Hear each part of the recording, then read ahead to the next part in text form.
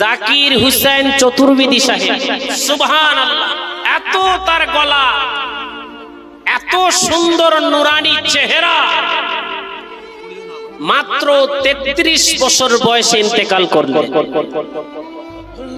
মাত্র 33 বছর বয়সে। সে কি জানতো যে তার মরণ হবে? পশ্চিমবঙ্গের আনাচে কানাচে, কুচবিহারের আনাচে কানাচে, কলকাতার আনাচে কানাচে, আসামের আনাচে কানাচে, বাংলাদেশের আনাচে কানাচে শুধু জাকির আর জাকির, শুধু জাকির আর জাকির।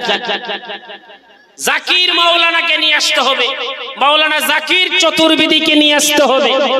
এত সুন্দর তার গলা, মানুষের সাথে যেমন মিশতেও পারে, তেমন বলার ঢং, তেমন সেরকম বক্তব্য করে। কিন্তু দুঃখের বিষয় বাবা,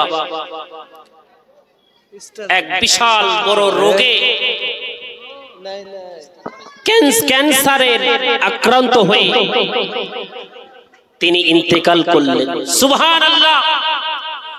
তিনার জানাজায় যখন আমরা তাশরীফ নিয়ে গেলাম, জানাজার ময়দানে যখন হাজির হলাম, কমসে কম 6 থেকে 7 হাজার মানুষ। জোরে বলেন সুবহানাল্লাহ।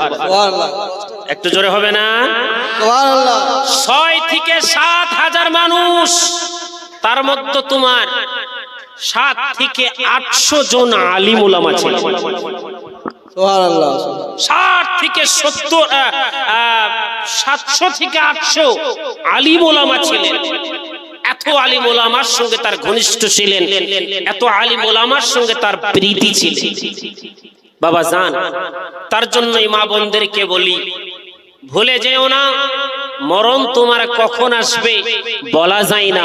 হযরতে মা ফাতেমাতুজ জোহরা রাদিয়াল্লাহু তাআলা আনহা বলতে আছেন যে আমি দীর্ঘদিন দুনিয়াতে বসবাস করেছি, খোদার কসম আমার পায়ের তলা পর্যন্ত কোনো পরপুরুষ দেখতে পাইনি। সুবহানাল্লাহ। বেশক সুবহানাল্লাহ।